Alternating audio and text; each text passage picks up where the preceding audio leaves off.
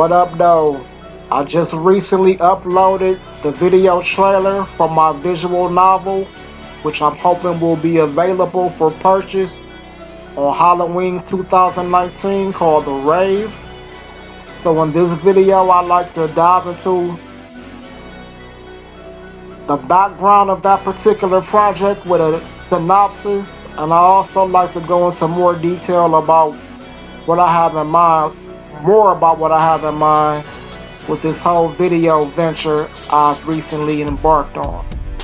First, I'd like to explain a little bit more about visual novels. A visual novel, the best way to describe it will probably be a cross between a book and a video game. If you were from the old school, you may remember those pick a path adventure books where you get to a certain point in the book and then you can choose what you do next, basically. Like you turn to this page to do this, or you turn to this page to do that. And it could have a big effect on the story, or it can have a small effect on the story. So that option to choose where the story goes and pretty much guide the narrative is like a core component of visual novels. These are very popular in Japan, which is why you may notice, if you've seen any of them, that the artwork is very similar, almost identical, in fact, to anime and mangas, which I thought was very cool. So once I came across visual novels, I saw it as something that I can try my hand at, me being a writer myself. Probably be the closest I'll ever get to being able to do something like a movie, because producing a movie is very fucking expensive, and these, while they do cost a little bit of money, they're definitely much more affordable by comparison. So I'm starting out with a story called The Rave, of course, which I mentioned. The Rave is actually a pre-existing story that I wrote back in 2013. It takes place in Detroit, more specifically the Packard plant, which, as you may know, was one of the largest automobile factories in the world. But over the years, it's become like a crumbling ghost town of a structure. It's been closed down since the late 50s, and right now it's like in terrible shape. I believe they're renovating it actually, but for decades, it's just been this massive waste of space for the most part. It's been ravaged by fire, ravaged by vandalism, and it's just fucked up. There's no other way to put it. My dad actually used to live about 5 minutes away from it, so every time we drove past there on the way and back, I used to mention to my wife how cool it would be to either have a rave party there or film a horror movie there, because it just has that eerie look and feel to it. Like, I can just imagine what type of crazy shit goes down within the fucking walls, the windowless walls, and just on the grounds of this fucking forsaken stretch of land. So come to find out, there was actually it was a hot spot for raves back in the early 90s, before I started going to the rave. So it kind of all fits in together with my story. So my story is about a group of young adults who decide to throw a party in the old Packard plant. Halloween's the biggest party of the year. Everybody's excited to come in and get their roll on, get their freak on, and just have a blast. So pretty much how it goes in the rave community. But little do they know that this place is also inhabited by one of the last surviving members of a family that operated a butcher shop / slaughterhouse in this same area. See, the Packard plant, it was so huge that aside from being an automobile factory, it was like its own little community. There were like several little shops and businesses built around the plant. So what I did was incorporate this fictional little venue in a slaughterhouse and a butcher shop. But the butcher shop is no longer operating because they got shut down for being some shady motherfuckers. And there are also some crazy lunatic motherfuckers who happen to be serving up a little bit more than pork, chicken, and cows. So while our group of young adults are partying and having the time of their lives, there's a psycho on the loose and he's stalking them. And he's trying to fucking stock up on meat supply, more or less. So that's the basic premise. It's a very simple story.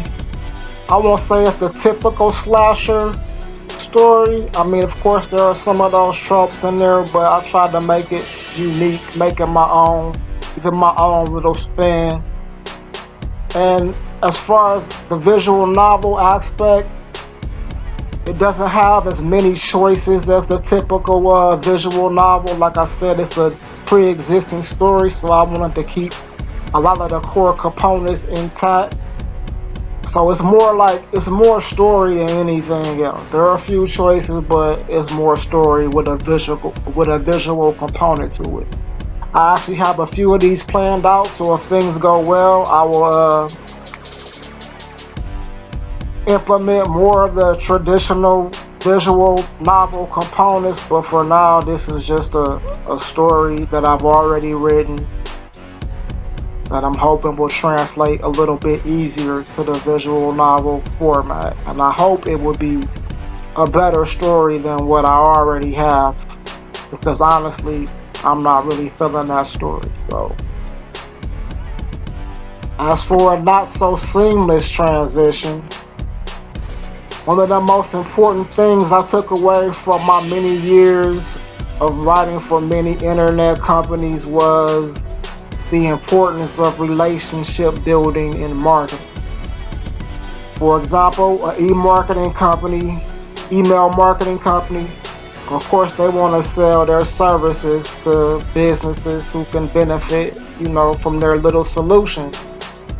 But of course, you don't want to just come off as a pushy ass motherfucker who just advertising or promoting tooting your own horn pretty much all the time. So what you do is you try to build relationships and show value, how you can help people beyond just what you sell. So you may offer tips on how they can create better emails, how they can build their mailing list, how they can create subject lines that snag people's attention in the inbox, yada yada yada.